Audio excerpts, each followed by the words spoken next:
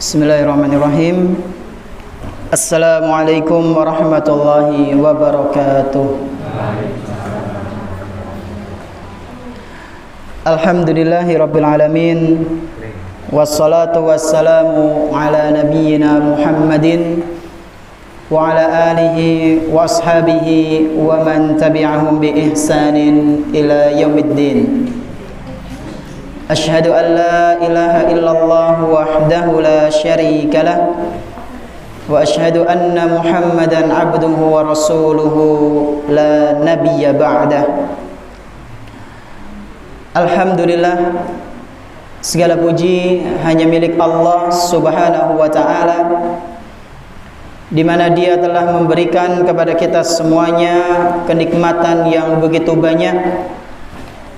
Dan di antara kenikmatan-kenikmatan tersebut adalah kenikmatan berupa nikmat iman, nikmat Islam, nikmat sehat, dan berbagai macam nikmat lainnya yang tidak bisa kita hitung satu persatu. Hadirnya kita di sini juga termasuk nikmat, Pak Bu. Nikmat yang mana para ulama menyebutkan sebuah kenikmatan dalam majelis taklim adalah kenikmatan seperti halnya orang-orang yang sedang mendatangi taman surga. Majelis taklim merupakan salah satu taman di antara taman-taman surga yang Allah Subhanahu wa taala sediakan di dunia sebelum di akhirat nanti.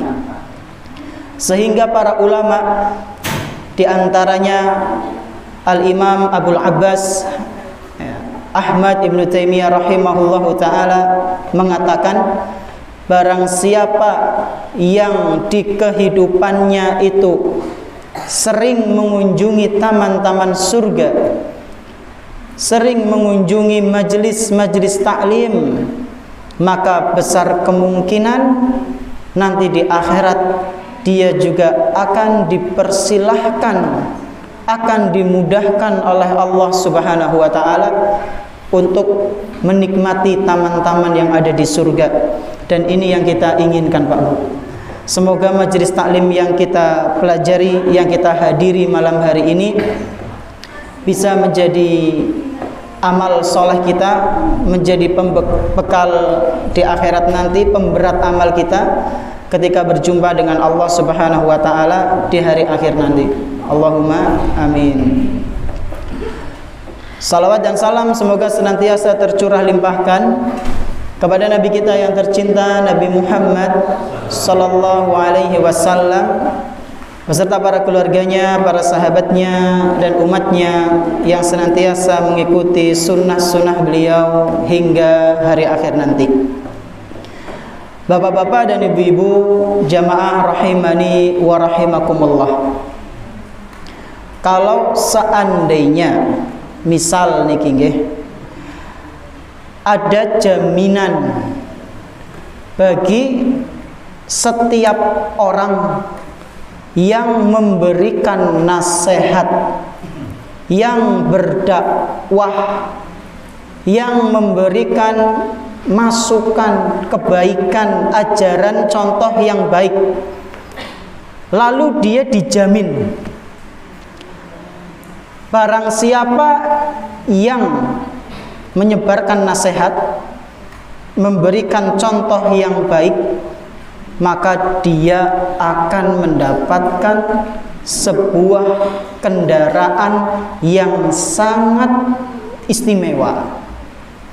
Misal nih, ada jaminan panjenengan habis ikut kajian di Musola Al-Is'ad. Siapa yang selesai kajian nanti pulang terus ngajari apa yang disampaikan di kajian hari ini, malam ini, dijamin dapat kendaraan mewah. Kira-kira pada cepet-cepet apa mboten? Cepet-cepetan. Ya. Kioli apa ya? Mobil sedan apa truk ya? Kioli motor bebek apa endok ya? Pasti akan apa Pak? Cepet-cepetan. Ada jaminan. Orang yang mendakwahkan kebaikan, mencontohkan kebaikan, dia akan mendapatkan jaminan, mendapatkan harta yang istimewa. Pasti mereka akan saling berlomba-lomba untuk menyebarkan kebaikan ilmu yang telah dia dapatkan. Pasti. Apalagi nominal uang yang sangat besar. Nominal uang yang sangat besar.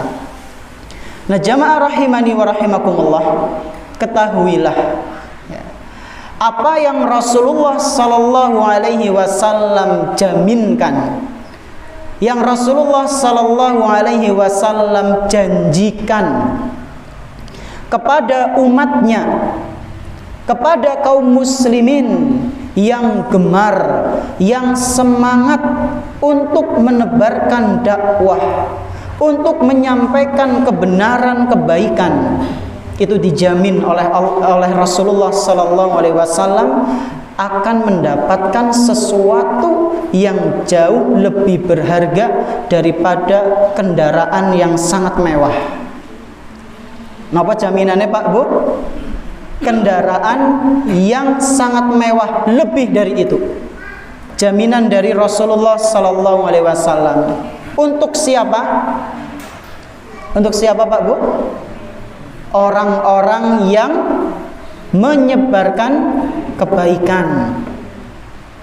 Bagi orang-orang yang menyampaikan nasihat dakwah kepada saudaranya, itu dijamin oleh Rasulullah SAW akan mendapatkan sesuatu yang jauh lebih berharga daripada sesuatu yang berharga di muka bumi ini. Dalilnya apa Ustaz? Dalilnya dalam hadis yang sahih riwayat Imam Bukhari dan Muslim dari Sahal bin Sa'ad radhiyallahu anhu. Beliau menceritakan anna Rasulullah sallallahu alaihi wasallam qala yauma Khaybar. Ketika itu pada suatu hari Rasulullah sallallahu alaihi wasallam pernah bersabda di hari Khaybar, di hari ketika beliau sedang perang Khaybar. Ya. Perang Khaybar itu antara kaum muslimin sama sinten? Kaum musyrikin nggih, jelas kaum musyrikin. Kira-kira sinten? Dari kalangan Nasrani, Yahudi, apa Quraisy, apa musyrik yang lain? Perang Khaybar melawan orang-orang Yahudi, Pak. Dan ketika itu orang-orang Yahudi itulah base camp terakhirnya. Ya.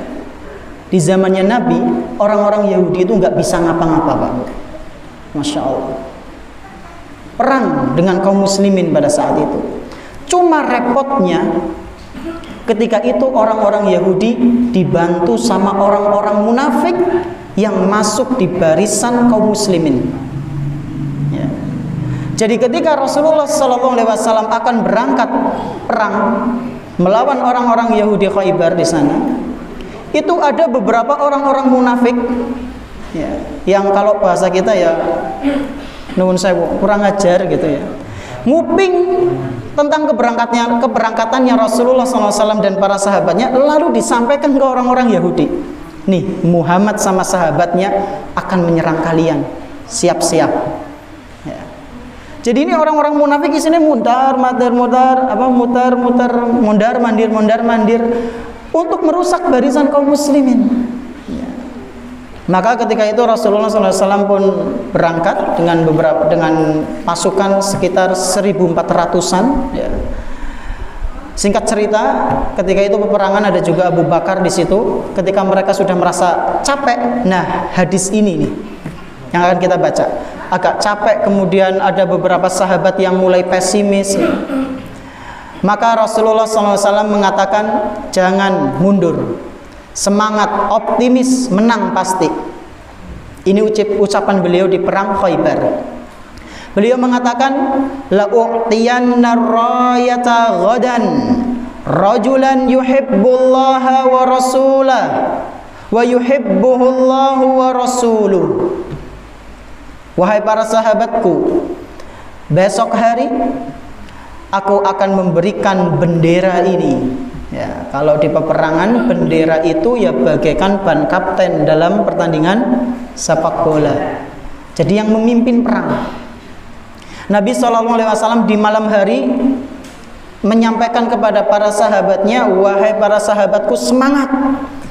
Besok aku akan memberikan panji ini, bendera ini kepada seseorang yang mana orang itu mencintai Allah dan Rasulnya, dan Allah beserta Rasulnya juga mencintai dia. Jadi orang ini sudah direkomendasi sama Rasul. Orang ini cintanya tulus kepada Allah dan Rasulnya, dan Allah beserta Rasulnya mencintai dia. Rekomendasi, Pak. Masya Allah. Kita kalau misalnya ada kabar, Mas, Pak, Ustadz K ini seneng banget mingko. Ulama itu seneng cinta kanjenengan, sayang banget. Kira-kira atine dewek biasa bae apa bunga-bunga, Pak, Bu? Biasa bae apa bunga-bunga? Berbunga-bunga seneng. Ada ustadz nyenengin jenengan, ada kiai nyenengin jenengan, ada tokoh besar mencintai jenengan, mencintai kita, senangnya luar biasa. Atlet sepak bola mencintai kita, seneng temen. Ya. Siapa kita kok dicintai? Nah, maka ketika itu Rasulullah SAW kan menyebutkan orangnya masih global, belum tahu siapa itu. Beliau cuma mengatakan, besok aku akan berikan kepemimpinan perang Khaybar kepada seseorang yang mencintai Allah dan Rasulnya, serta Allah dan Rasulnya mencintai dia. Maka setelah itu Rasulullah melanjutkan, yaftahullahu ala yadayhi. Ketahuilah wahai sahabatku, Allah Subhanahu wa ta'ala akan memenangkan perang Khaybar melalui tangan orang ini. Jadi Rasulullah sudah memprediksi kita akan menang, pasti menang insya Allah, optimis.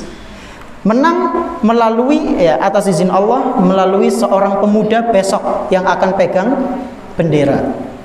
Nah, setelah itu sudah fabatan nasu yadukuna lailatahum ayyuhum yuqtaha. Setelah Rasulullah SAW menyampaikan sabdanya yang seperti itu tadi, maka orang-orang pada begadang, Mbak Bu. Begadang membicarakan siapakah orang yang nanti akan memegang panji peperangan tersebut. Kira-kira siapa ya? Fulan apa Udu ya? Si A apa si B ya? Pada begadang, saking penasarannya ya. Kemudian disebutkan, falamma asbahu ghadau ala Rasulillahi sallallahu alaihi wasallam kulluhum yarjuna an yuqtaha. Ketika datang waktu pagi di keesokan harinya, para sahabat langsung pada reguduk ya. Para sahabat Nabi langsung pada apa? Reguduk menemui Rasulullah sallallahu alaihi wasallam, dan mereka semua berharap laki-laki yang dimaksud itu adalah dia ya. Jadi setiap dari mereka itu berharap semoga nyong, Singkai juga berharap semoga nyong, Singkai juga berharap semoga aku orang yang dimaksud oleh Rasulullah. Ternyata ketika semua para sahabat sudah pada kumpul, Rasulullah sallallahu alaihi wasallam bertanya, aina Ali bin Abi Thalib ya, mencari mana ini Ali bin Abi Thalib, kok enggak kelihatan ya. Pasukan sangat banyak Pak Bu, ribuan, dicari sama Rasul enggak kelihatan. Ali bin Abi Thalib. Faqila huwa yashtaki ainai. Kemudian ada yang menjawab, wahai Rasul, Ali bin Abi Thalib radhiyallahu anhu dia enggak hadir. Loh, kenapa? Matanya lagi sakit. Ya, matanya lagi sakit. Fa arsalu ilaihi fa utiya bihi. Maka Rasulullah sallallahu alaihi wasallam pun mengutus beberapa orang supaya manggil Ali. Ali yang lagi sakit manggil, ya, suruh ke sini. Maka benar Ali pun dibawa dalam kondisi matanya sakit. Ya. Mata sakit sini ku biasanya kenging nopo? Belekan. Meneng Arab ana belekan. Walau alam. Intinya matanya itu buat melihat susah, Pak Bu. Ya, mungkin belekan. Kalau belekan itu kenapa nih, Pak? Kelilipan atau dalam virus nggih? Virus. Nah, wallahu alam bisawab. Intinya Ali ini matanya lagi sakit. Lalu dipanggil, ketemu sama Rasul. Diobati langsung, Pak. Diceritakan fabasaqa fi ainaihi wa da'a lahu. Rasulullah sallallahu alaihi wasallam kemudian meludahi matanya Ali, dan meludahnya itu orang sembarangan ya. Orang gitu enggak. Sini pakai kata basako, ya, basoko, ya, fabasoko, ya, pakai sod. Fabasoko fi ainai, yaitu meludah yang tidak keluar air liurnya kecuali sedikit. Jadi kayak orang ruqyah, tuh, gitu.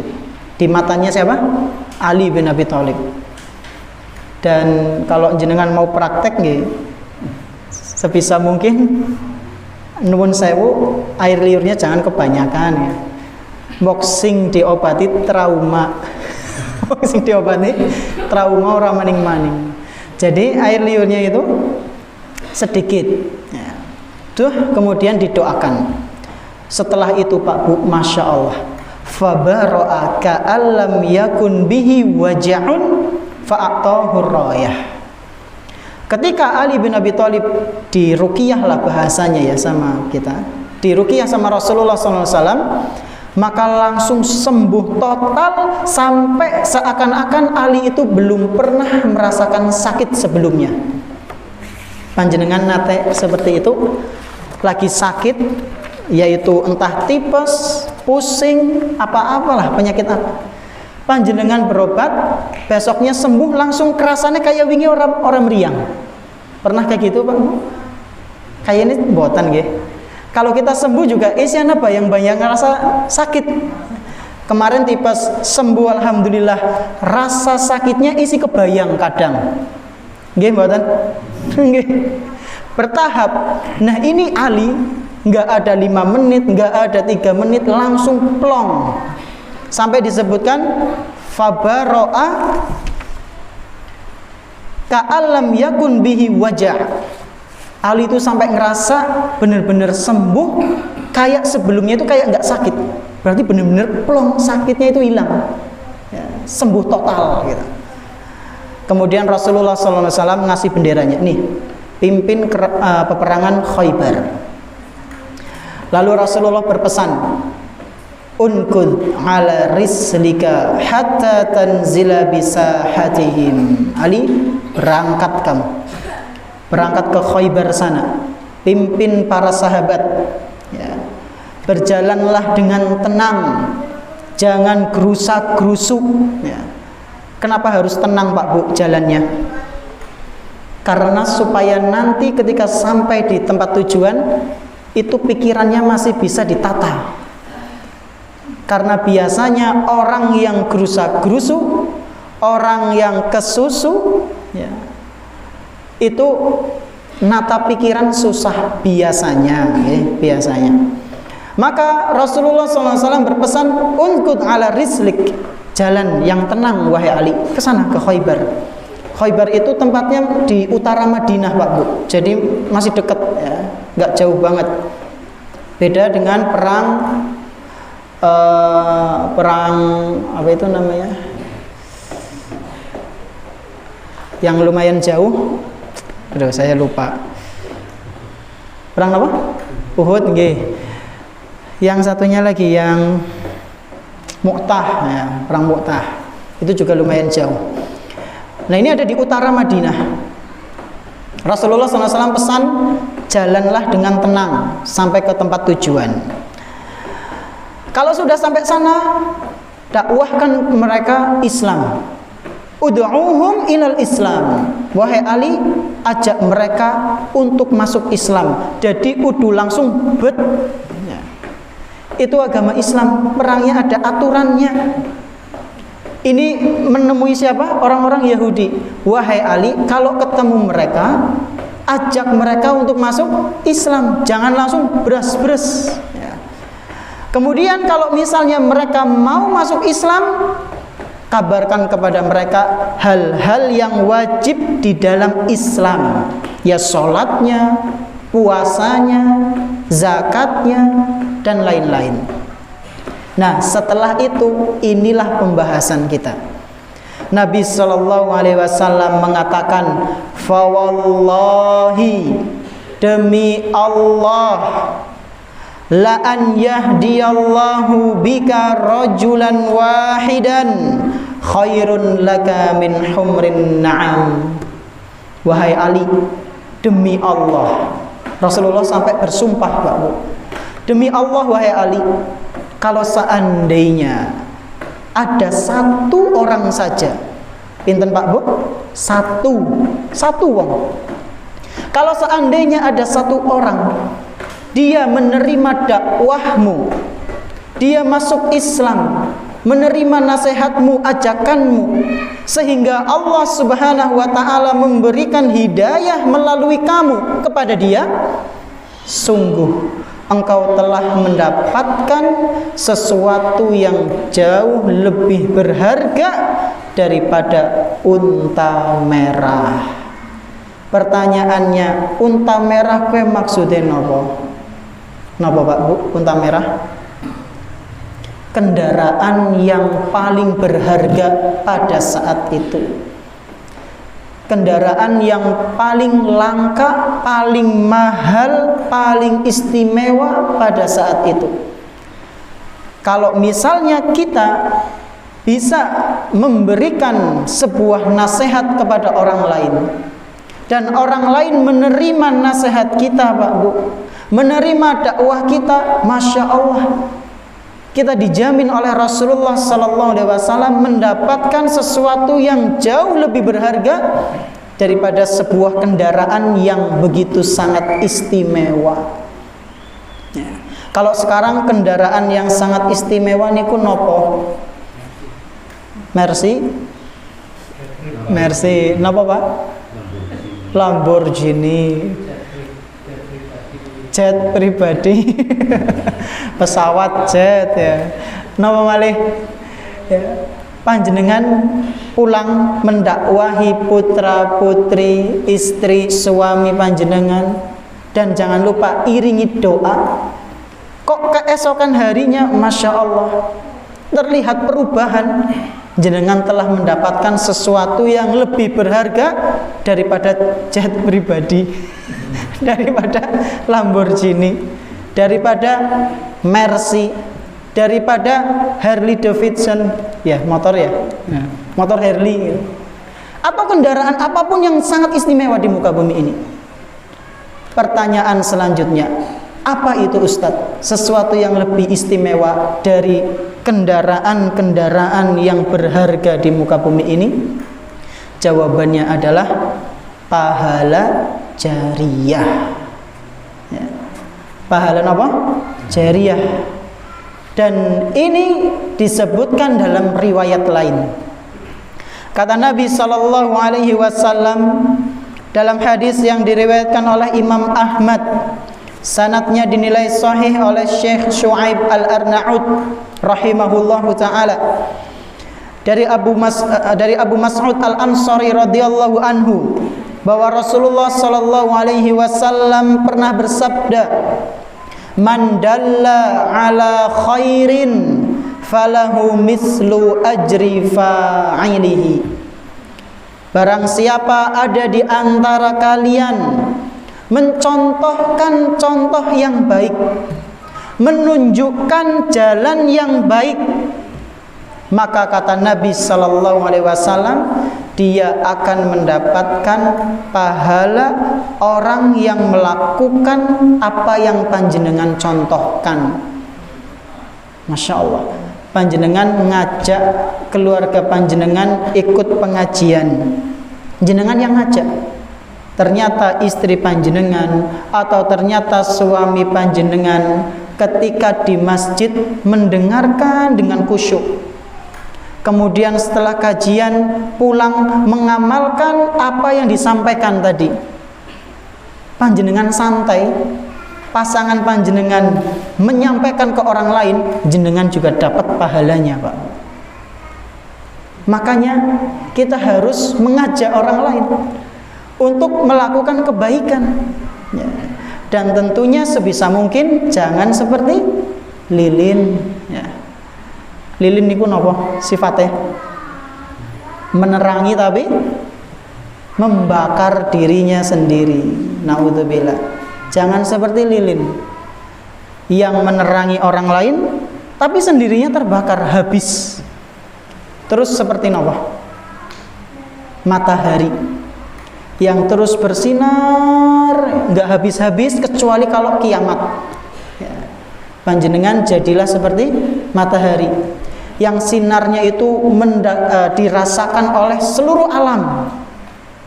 Kalau lilin cuma sekitar tok cilik, dan itu pun membakar dirinya sendiri. Jenengan jadilah seperti matahari yang terus bersinar dan sinarnya itu bermanfaat untuk seluruh alam. Dan terus bersinar, nggak peduli ada orang yang bersyukur, ada orang yang memperhatikan, ada orang yang cuek, ada orang yang memuji. Terus bersinar itu matahari. Sampai kapan? Sampai hari kiamat. Jenengan juga berdakwah, nyampaikan nasihat, nyampaikan kebaikan, terus sampai kapan? Sampai meninggal. Meninggalnya kita, itulah kiamat kita, Pak Bu. Kalau kita meninggal, kita sudah menemui kiamat kita, ya. Kalau kita meninggal itu, kita berarti sudah ketemu sama kiamat kita, ya. Belum ketemu yang kiamat yang besar. Jadi kalau kita sudah punya ilmu, sampaikan kepada orang-orang terdekat kita, terutama. Sinten orang-orang terdekat kita, Pak Bu? Sinten, Pak? Masyarakat sing luwih perek maning. Nah, keluarga, istri, anak. Nah, ibu-ibu, orang yang paling dekat sama jenengan sinten? Bu? Deneng amlang.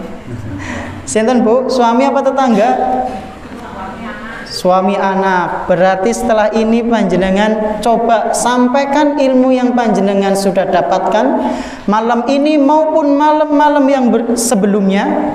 Sampaikan kepada keluarga, suami, anak. Sampun dereng, Bu? Sampun?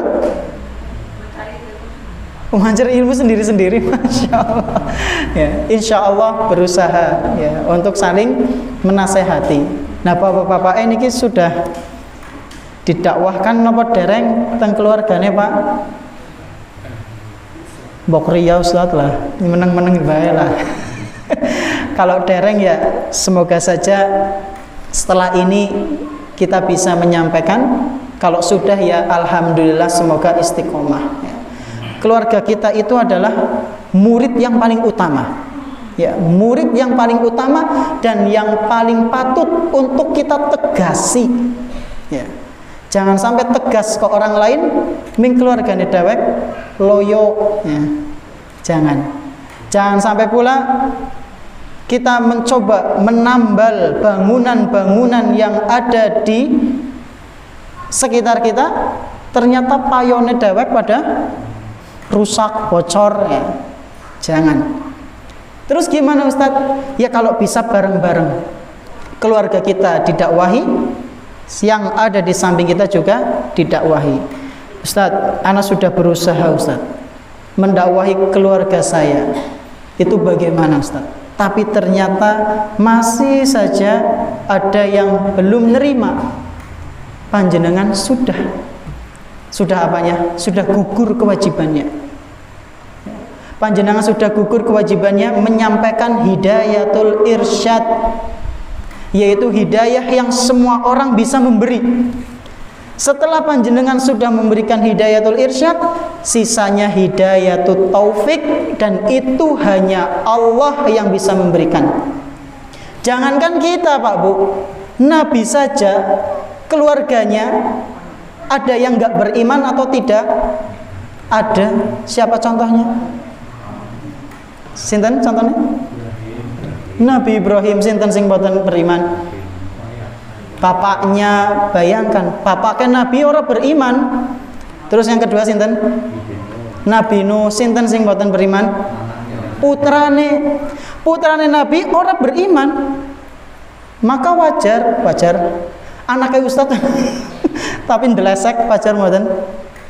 Ya kurang wajar lah kalau pandangan masyarakat umum. Tapi ya gimana lagi? Ya, itu hidayah semua ada di tangan Allah Subhanahu wa taala. Sering mau masjid dulu dewek kayak lu udah didakwahi ternyata belum dibuka hidayahnya, hatinya belum dibuka sama Allah. Ya mau gimana lagi? Terkadang kita itu lebih menilai zahirnya daripada usaha yang dilakukan oleh teman kita, saudara kita. Saudara-saudara kita yang mungkin rajin ikut kajian, rajin ke masjid sholat berjamaah, mungkin ada di antara mereka yang keluarganya masih ya belok gitu. Ya kita nggak usah menilai dengan penilaian yang sinis. Kita nggak tahu proses saudara kita itu mendakwahi keluarganya bagaimana, kita nggak tahu. Ya. Kita juga nggak tahu apakah setiap malam saudara kita itu mendoakan keluarganya yang masih menyimpang atau keluarganya yang masih suka berbuat maksiat, kita nggak tahu. Lantas apa hak kita kemudian menilai saudara kita yang keluarganya masih berbuat maksiat dengan penilaian yang kurang baik? Ya. Jangan Pak Bu. Buktinya para nabi, keluarganya juga banyak yang bermaksiat, bahkan tidak beriman, jauh lebih parah Pak Bu. Jauh lebih parah. Nabi Nuh, kemudian Nabi Lut. Nabi Lut sinten sing boten beriman? Istrinya. Bahkan dukung LGBT. Nauzubillahi min dzalik. Dukung kaumnya yang suka sama jenis. Ini Nabi Lut loh, nabi. Nah, kita kan bukan nabi. Ya, kita hanya bisa mendakwakan semampu kita. Adapun hidayah itu ada di tangan sinten? Allah Subhanahu wa taala. Jadi tugas kita ya jangan mencela. Tugas kita mendoakan Bapak. Kalau misalnya ada saudara kita yang masih belum beriman. Banyak para nabi yang diuji melalui keluarganya. Ya, banyak di antara mereka yang diuji melalui keluarganya. Dan kami ulang sekali lagi, orang-orang yang paling berhak untuk kita dakwahi adalah sinten? Keluarga kita. Dan ini adalah perintah Allah Subhanahu wa taala yang Allah sampaikan dalam Al-Qur'an surat Asy-Syu'ara ayat ke-214. Surat napa? Asy-Syu'ara. Ya, ayat ke-214. Di situ Allah Subhanahu wa taala berfirman, wa anzir ashiratakal aqrabin, dan berilah peringatan kepada kerabat-kerabat dekatmu. Kerabat dekat niku sinten? Ya, bapak, ibu, suami, istri, anak, kakak, adik. Merekalah yang jauh lebih berhak untuk mendapatkan ilmu dari kita, Pak Bu. Mereka yang jauh lebih berhak. Mereka yang jauh lebih berhak mendengarkan nasihat kita. Mereka yang jauh lebih berhak untuk mendapatkan perbaikan bacaan Qur'annya dari kita. Mereka yang jauh lebih berhak untuk bisa kumpul lagi dengan kita di mana?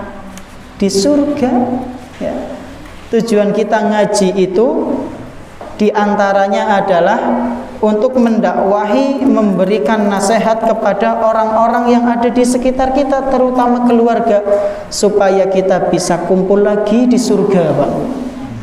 Pengen boten kita bisa ketemu lagi sama paman kita, sama bapak kita, sama bibi kita, anak kita, suami kita, istri kita. Pengen boten Pak Bu ketemu lagi di surga?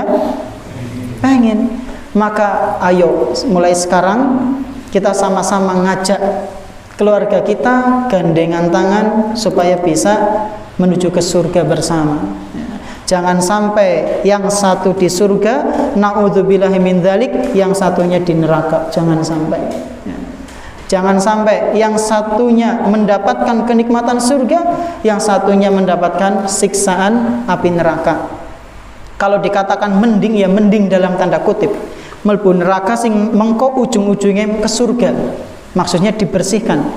Tapi yang naudzubillahi min dzalik, yang keluarganya sampai enggak beriman. Dalam artian bukan muslim, di neraka selama-lamanya. Berarti nggak akan ketemu lagi selama-lamanya. Kalau kita di surga, kayak Nabi SAW dengan pamannya, sinten? Pamannya sinten? Abu Thalib. Maka ketika Abu Thalib meninggal itu sangat sedih sekali Nabi SAW, karena nggak akan ketemu lagi sama pamannya. Selama-lamanya Pak Bu, selama-lamanya nggak akan ketemu. Sedih, padahal pamannya itu sangat sayang kepada Nabi Muhammad SAW. Ya. Tapi ya mau bagaimana lagi? Itu sudah sunatullah, sudah ketentuan Allah. Allah yang jauh lebih paham dengan hati-hati manusia. Ya. Wa huwa a'lamu bil muhtadin. Allah yang paling paham, Allah yang paling tahu siapa manusia-manusia yang berhak untuk mendapatkan hidayah. Ini dalam Al-Quran tadi disebutkan, wa anzir ashiratakal aqrabin. Dalam hadis juga kata Nabi SAW, khairukum li ahli. Sebaik-baik kalian adalah yang paling baik kepada keluarganya. Dan bentuk perbuatan baik kepada keluarga adalah menyampaikan kebenaran, menyampaikan nasihat, membenarkan apa yang salah, meluruskan apa yang keliru. Ini mengenai dalil yang menganjurkan kita atau mengharuskan kita mendakwahi keluarga kita. Jadi inilah pembahasan kita Pak Bu, lebih dari unta merah. Unta merah niku napa? Suatu kendaraan yang sangat istimewa. Dan kita bisa mendapatkan lebih dari itu kalau kita berdakwah, kalau kita menyampaikan kebaikan, kebenaran, lalu orang itu menerima dan mengamalkannya. Semoga Allah Subhanahu wa taala memudahkan kita untuk mempraktekkan apa yang kita pelajari pada malam yang berbahagia kali ini. Dan terima kasih atas perhatiannya Bapak-bapak dan Ibu-ibu sekalian. Mohon maaf atas segala kekurangannya. Terima kasih atas segala perhatiannya. Kita tutup dengan doa kafaratul majlis. Subhanakallahumma wa bihamdika asyhadu an la ilaha illa anta astaghfiruka wa atubu ilaik. Wassallallahu ala nabiyyina Muhammadin wa ala alihi wa sahbihi ajma'in. Wassalamualaikum warahmatullahi wabarakatuh.